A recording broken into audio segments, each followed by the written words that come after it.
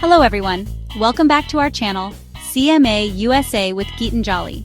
Today, we are going to break down an essential cost analysis concept that directly relates to one of our latest poll questions, poll question number 2. If you haven't checked it out yet, make sure to do so and attempt the question before watching this video. What happens when sales volume increases, variable costs decrease, and fixed costs reduce? Let's dive into it step by step using Phillips and Company's new cost structure. Step 1. Understanding the current cost structure. Before we analyze the changes, let's understand where we started. Cost component, amount in dollars. Selling price per unit, 150.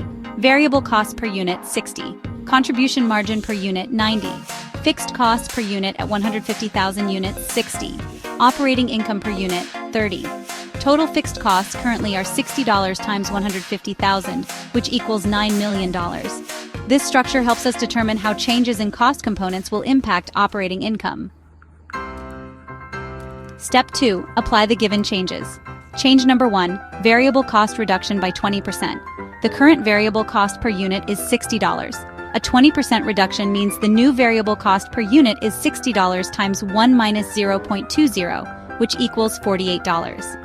Change number 2, fixed cost reduction by $750,000. The current total fixed cost is $9 million.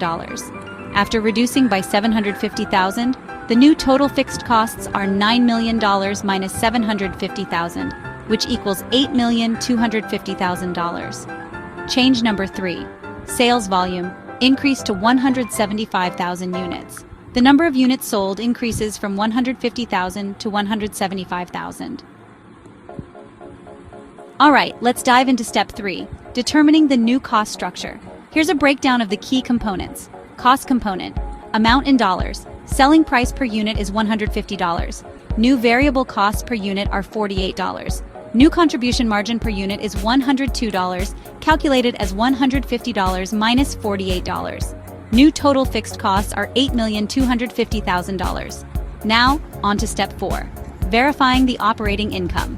The total contribution margin is 175,000 units multiplied by $102, which equals $17,850,000.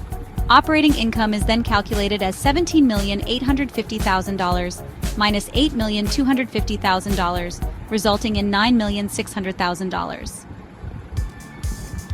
So, what do these changes mean for us? Well, variable costs have decreased, meaning we're spending less per unit on production. This leads to a higher contribution margin per unit, increasing from $90 to $102. Total fixed costs have also reduced, allowing us to achieve a higher net income even at a similar sales price. And finally, the sales volume has increased, which means a greater total contribution margin, ultimately boosting our overall profitability.